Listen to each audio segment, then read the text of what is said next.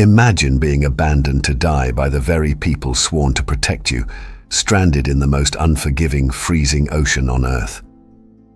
On the evening of July the 4th, 1942, 35 merchant ships, heavily laden with enough weapons to equip entire armies, were navigating the treacherous, ice-choked waters of the Arctic. They were escorted by a formidable fleet of British Royal Navy warships. But suddenly, defying all logic and naval tradition, those mighty warships received a direct order from London to turn around and sail away at top speed. In an instant, thousands of brave, unarmed merchant sailors were left completely defenseless, abandoned to face a terrifying swarm of Nazi U-boats and dive bombers alone. It is widely considered the darkest, most shameful and fiercely debated hour in the long, proud history of the British Admiralty. Why would the most powerful navy in the world run from a fight and leave its own allies to be slaughtered in the ice? Welcome back to the library, my friends. Please come in, pull up a chair near the fire and warm yourselves.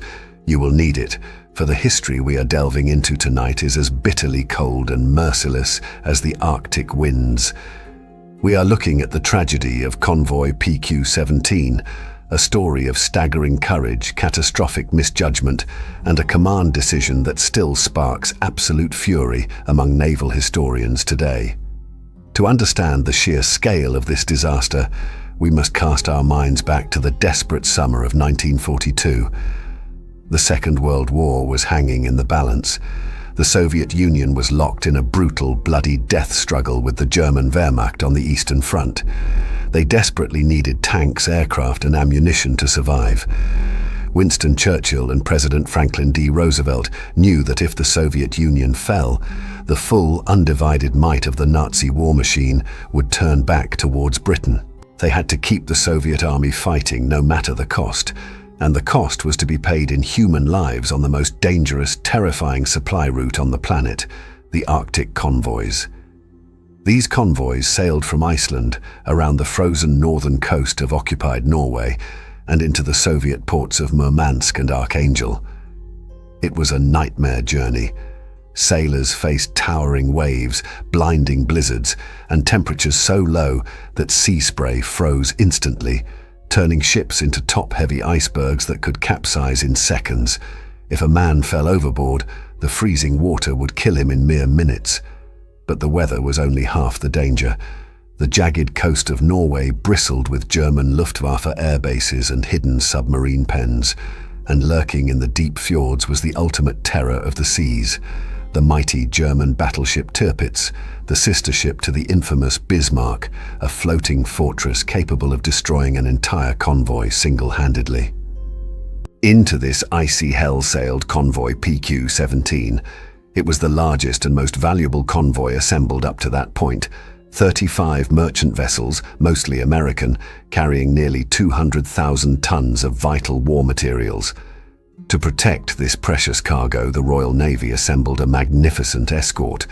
There was a close escort of destroyers and corvettes, a cruiser covering force, and lurking further back, a heavy covering force that included the modern British battleship HMS Duke of York and the American battleship USS Washington. The merchant sailors, seeing this armada of grey steel surrounding them, felt a surge of confidence. They believed that whatever the Nazis threw at them, the Royal Navy would shield them. For the first few days, despite the biting cold and the constant nerve-wracking threat of U-boats, the convoy held its tight formation. The sun never set in the Arctic summer, bathing the ships in an eerie, perpetual twilight that made sleep impossible and left the men constantly scanning the horizon for the dreaded silhouette of an enemy periscope or the distant speck of an incoming bomber. Then the attacks began. First, the long-range Focke-Wulf condors began to circle like vultures, reporting the convoy's exact position. Soon after, the dreaded U-boats arrived, slipping through the icy waters to unleash their torpedoes. The British destroyers fought back fiercely, dropping depth charges that sent geysers of white water erupting into the sky. The merchant ships fired their small deck guns, fighting for their lives.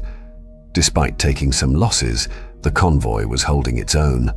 The Royal Navy escorts were doing their job brilliantly, bleeding the enemy and protecting the flock. But thousands of miles away, in the subterranean bunkers of the Admiralty in London, a catastrophic panic was beginning to take hold. First Sea Lord Dudley Pound, a man carrying the unimaginable stress of the entire naval war, received a piece of intelligence that chilled him to the bone. British codebreakers and intelligence networks suggested that the terrifying Tirpitz, accompanied by a formidable surface fleet, had slipped its moorings and vanished. Pound became utterly convinced, perhaps blinded by the sheer terrifying reputation of the German Leviathan, that the Tirpitz was steaming at full speed to intercept PQ-17. If the Tirpitz caught the convoy and its close escorts, it would be an absolute massacre. The British cruisers and destroyers would be blown out of the water by the battleship's massive 15-inch guns long before they could even get within torpedo range. The situation seemed completely hopeless. And so, on the evening of July the 4th, as the exhausted sailors of PQ-17 celebrated American Independence Day on the freezing decks of their ships, Admiral Pound made a decision that would seal their doom. He sent a series of urgent, highly classified signals to the fleet commanders. The first signal from the Admiralty arrived at 9:11 p.m. on that fateful 4th of July, and it was directed at the cruiser covering force with a chilling brevity.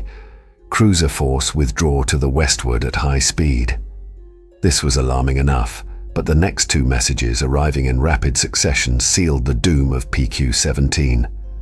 Owing to threat from surface ships, Convoy is to disperse and proceed to Russian ports. And then, the final, most terrifying order a naval commander can ever receive. Convoy is to scatter. Now, to the untrained ear, disperse and scatter might sound like the exact same thing, but in the strict, unforgiving language of naval warfare, there is a massive, fatal difference. To disperse means to break formation but maintain a general course, perhaps in smaller groups to present a less concentrated target. To scatter, however, is an order of absolute, ultimate desperation. It means break formation immediately, every ship for itself, steer radically different courses, and run for your lives like frightened mice, because total annihilation is imminent.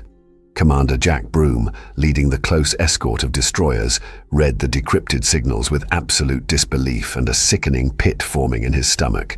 He, like everyone else on those well-armed warships, assumed that the Admiralty in London had definitive, undeniable proof that the colossal German battleship Tirpitz was literally just over the icy horizon, perhaps only minutes away from blowing them all out of the water with its massive 15-inch guns.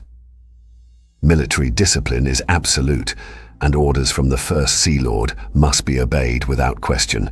With heavy, breaking hearts, the commanders of the British and American warships ordered their vessels to turn away, pushing their powerful engines to maximum speed, leaving the slow, lumbering merchant ships behind in their freezing wake. Imagine, if you can, the sheer, unadulterated horror felt by the thousands of civilian merchant sailors standing on the icy decks of their cargo ships. They watched in stunned, terrified silence as the magnificent grey warships, their protectors, their only hope of survival in this frozen wasteland, hoisted signal flags ordering them to scatter, and then turned their sterns and sped away, disappearing over the horizon into the eerie Arctic twilight.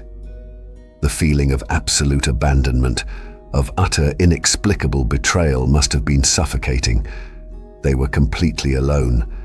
35 slow, heavily loaded, virtually unarmed civilian ships scattered across the merciless, ice-choked Barents Sea, waiting helplessly for the slaughter to begin. And the slaughter was not long in coming. When the German U-boat captains and Luftwaffe pilots scanning the ocean realized what had just happened, they simply could not believe their incredible luck. The heavily armed sheepdogs had inexplicably abandoned the flock. It was no longer a naval battle, it was a turkey shoot, a terrifying, one-sided massacre on the high seas. Without the constant deadly threat of British destroyers dropping depth charges or cruisers laying down thick walls of anti-aircraft fire, the German attackers could take their time, carefully picking their defenseless targets. The grey sky darkened with swarms of Junkers 88 bombers and Heinkel torpedo planes, while the freezing waters below teemed with U-boats acting with absolute terrifying impunity. The SOS signals began to flood the radio waves, a desperate, heart-rending chorus of dying ships that no one was coming to save. SOS, torpedoed, sinking, abandoning ship. Ship after ship was ripped apart by high explosives, sending massive plumes of fire and thick black smoke into the pristine, freezing Arctic air. When a torpedo struck a merchant vessel loaded with ammunition or aviation fuel, the explosion was so catastrophic that the ship simply ceased to exist, vaporized in a blinding flash of light, leaving nothing behind but a few pieces of floating debris and a terrible, haunting silence. For the crews of the ships carrying heavy tanks and steel, the end came agonizingly slowly as the frigid water poured into the gaping holes in their hulls, dragging them down into the pitch-black, icy abyss. Those brave men who managed to scramble into lifeboats or onto makeshift rafts faced an equally horrific, agonizing fate. The temperature of the water was just barely above freezing. Immersion meant a terrifying death from hypothermia in a matter of minutes. Men literally froze to death in their open lifeboats, their bodies coated in a thick layer of sea ice, staring out at the empty, unforgiving horizon. Some desperate captains tried to navigate their merchant ships north, seeking refuge in the treacherous, crushing pack ice, frantically painting their grey ships white with whatever they could find to blend in with the glaciers, praying the Luftwaffe would not spot them. But the German hunters were relentless, tracking them down one by one, day after day, in an endless, terrifying game of cat and mouse where the mice had absolutely no chance of fighting back. The tragedy unfolding in the Barents Sea was a nightmare beyond human comprehension, a direct, undeniable result of a single, catastrophic decision made thousands of miles away by men sitting in warm, safe offices in London. As the desperate, scattered merchantmen of PQ-17 fought their hopeless, lonely battles against the relentless German onslaught, a bitter, absolutely devastating truth remained hidden from them, a truth so tragic it almost defies belief. The mighty German battleship Tirpitz, the terrifying phantom that had caused the British Admiralty to completely lose its nerve and abandon the convoy, was not bearing down on them. In fact, when First Sea Lord Dudley Pound gave that catastrophic order to scatter on July the 4th, the Tirpitz was still safely anchored in its Norwegian fjord. It had not even sailed. By the time the German behemoth finally did slip its moorings the following day to hunt the scattered ships, the German High Command quickly realized the Luftwaffe and U-boats were already annihilating the defenseless convoy so efficiently that risking their prized battleship was completely unnecessary. The Tirpitz simply turned around and went home, having destroyed PQ-17 without ever firing a single shot, using nothing but the sheer, paralyzing terror of its reputation. Meanwhile, in the freezing, blood-stained waters of the Barents Sea, the agonizing death toll continued to mount day after brutal day. Out of the 35 fully loaded merchant ships that had proudly set sail from Iceland, only 11 battered, freezing and traumatized vessels ever managed to limp into the Soviet ports of Murmansk and Archangel. 24 massive cargo ships were sent to the bottom of the Arctic Ocean. But it wasn't just ships that were lost in this frozen graveyard. The sheer volume of vital war materials that slipped beneath the waves was absolutely staggering, enough to equip an entire modern army. Over 3,000 trucks and military vehicles, 430 combat tanks, 210 bomber aircraft, and nearly 100,000 tons of ammunition and general cargo were lost to the freezing depths. To put that into perspective, the Soviet Union lost more military equipment in the sinking of PQ-17 than they did in several major land battles against the Germans. When Soviet Premier Joseph Stalin learned of the disaster, he was absolutely furious, bitterly accusing the British Royal Navy of cowardice, refusing to believe that the world's most powerful fleet would simply run away from a fight just because they thought a single enemy battleship might be nearby. The diplomatic crisis it caused between the Allies was immense, and Winston Churchill, deeply humiliated and painfully aware of the catastrophic blunder made by his Admiralty, was forced to suspend the Arctic convoys completely during the continuous daylight of the summer months, depriving the desperate Soviets of supplies when they needed them the most.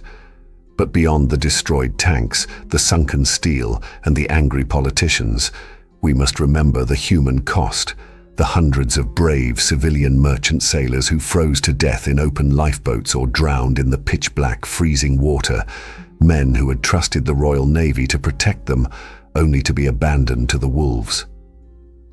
Admiral Dudley Pound, the man who gave the fatal order, carried the agonizing weight of that decision until he died of a brain tumor just over a year later. Many historians now believe his judgment was already clouded by his declining health and the unbearable, crushing stress of managing a global naval war.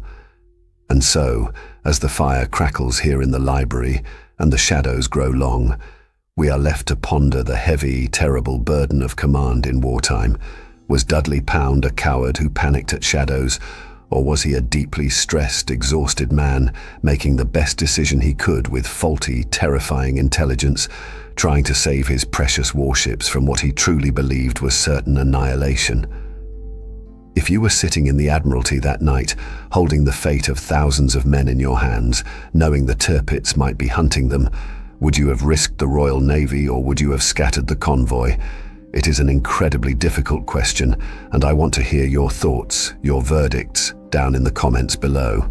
Let us honor the brave men of the Arctic convoys by keeping their memory and their unimaginable sacrifices alive.